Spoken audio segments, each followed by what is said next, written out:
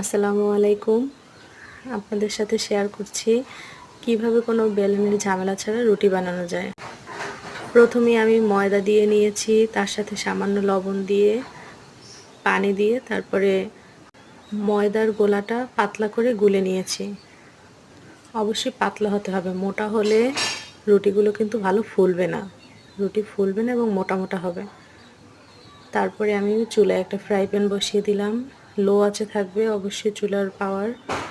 তেল ব্রাশ করে দিতে হবে হালকা, হ্যাঁ হালকা তেল ব্রাশ করে দিয়ে চামিচে করে 2 চামচ পরিমাণ দিয়ে চারদিক ভালোভাবে ঘুরিয়ে দিতে হবে। আমি যেভাবে দেখাচ্ছি ভিডিওতে ঠিক ওইভাবে যদি লক্ষ্য করেন অবশ্যই আপনার রুটিগুলো ভালো হবে এবং বুঝতেই পারবেন না যে এটা বেলুন দিয়ে বেলা নাকি।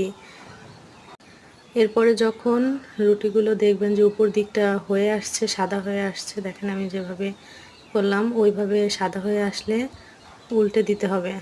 এই যে চারপাশ ভালোভাবে ঘুরিয়ে ঘুরিয়ে তারপরে ভাজতে হবে। আস্তে আস্তে দেখবেন রুটিগুলো ফুলতে থাকবে।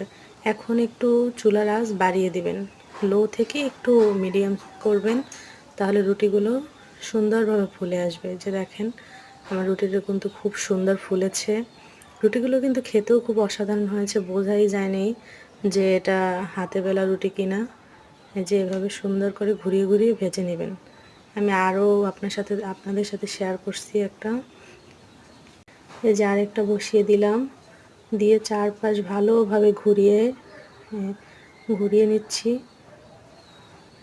যখন দেখবেন যে উপরের দিকটা হয়ে আসছে, উপরের দিকটা যখন হয়ে আসবে তখন উল্টে দিতে হবে। এই যে লো আঁচে প্রথমে কিন্তু লো আঁচ দিতে হবে, তারপর মিডিয়াম আঁচ দিবেন, তাহলে রুটিগুলো খুব ভালো ফুলবে। আরও একটা দেখাচ্ছি আপনাদের বোঝার সুবিধার্থে।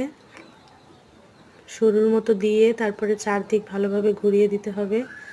যখন উপরের দিকটা হয়ে আসবে তখন চারপাশ ঘুরিয়ে ঘুরিয়ে সুন্দরভাবে ভেজে নিতে হবে। আমি আবারও বলি, প্রথম দিকে লো আঁচে দিবেন, তারপর যখন একটু হয়ে আসবে তখন মিডিয়াম আঁচ দিয়ে রুটিগুলো সুন্দরভাবে ভেজে নেবেন।